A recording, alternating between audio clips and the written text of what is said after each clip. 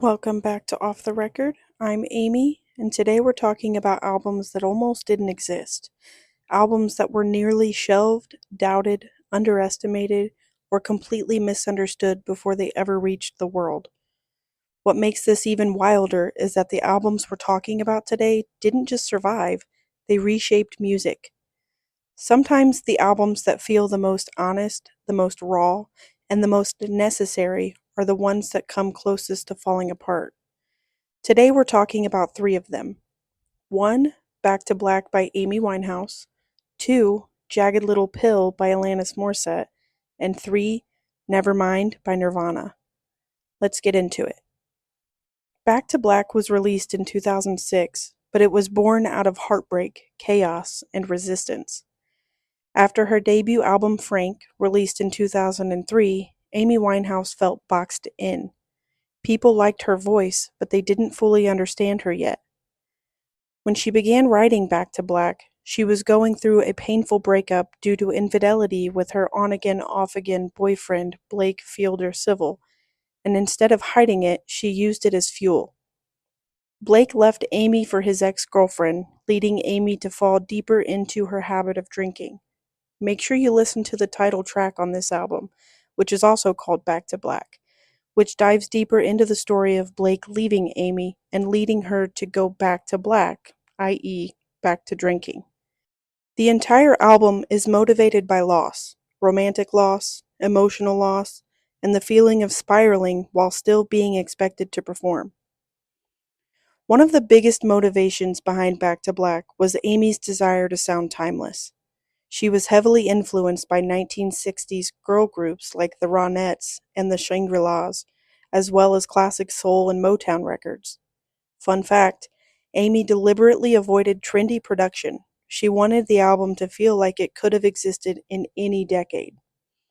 That decision made record executives nervous. The songs were darker, the lyrics were brutally honest, and Amy wasn't interested in softening anything. At several points, the album felt like it might never fully come together. Songs like Rehab weren't meant to be catchy pop singles. They were confrontational and openly touched topics pertaining to addiction. You Know I'm No Good wasn't confessional, it was blunt. It was the epitome of self-sabotage. And Love is a Losing Game was written and recorded in a single day. When Back to Black was released, it didn't just succeed, it changed the sound of mainstream music. Suddenly, vulnerability wasn't weakness, retro influence wasn't a gimmick, and honesty didn't need polish. This whole album touches topics that most people find hard to talk about, let alone listen to.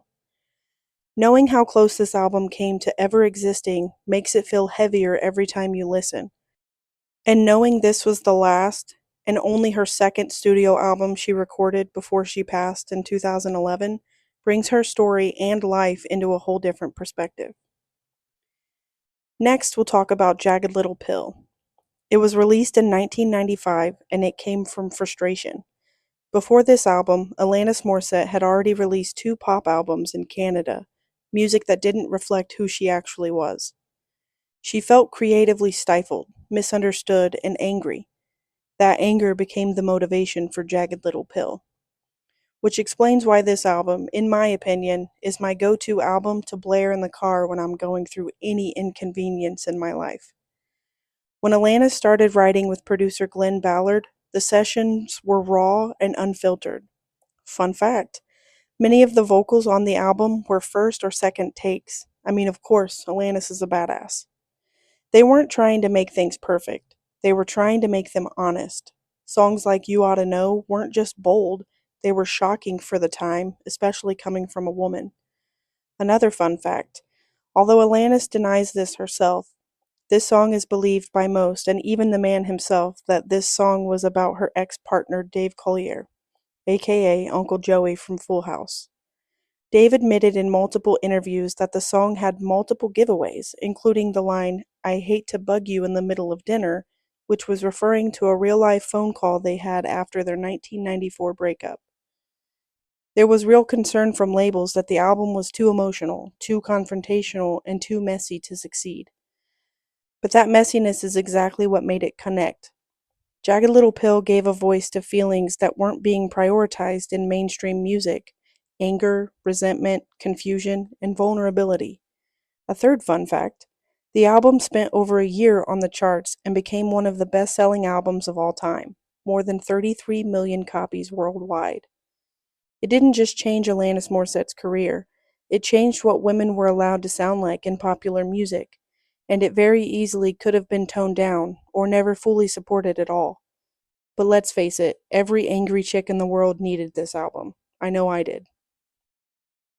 Lastly, Nevermind was released in 1991, and it was motivated by frustration with the music industry itself. Kurt Cobain wanted to write music that felt honest and abrasive, but still melodic.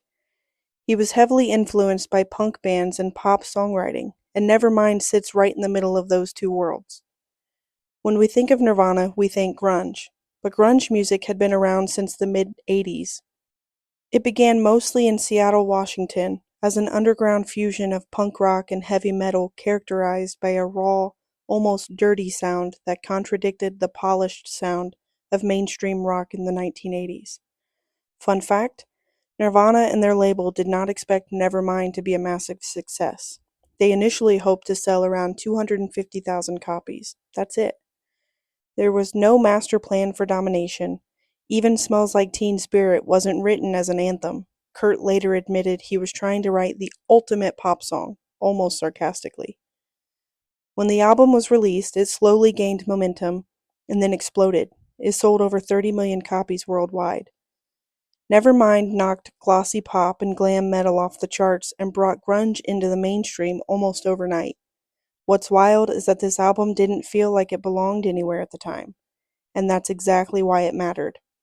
It gave a voice to disillusionment, apathy, and emotional exhaustion in a way that felt real, and it very easily could have slipped through the cracks if timing and culture hadn't aligned perfectly. Now let's talk about why this matters. What all three of these albums have in common is honesty. They weren't safe, they weren't guaranteed success, and they weren't designed to fit neatly into what the industry expected. They almost didn't exist because they challenged comfort, and that's exactly why they lasted. These albums remind us that sometimes the music that changes everything comes from discomfort, from artists who refuse to smooth the edges, from moments that feel uncertain, from work that almost doesn't make it out of the room. Thanks for listening to Off the Record. If you enjoyed this episode, share it with someone who loves at least one of these albums, or someone who doesn't realize how close they came to never hearing them at all. I'll be back soon with another episode. Until then, keep listening closely.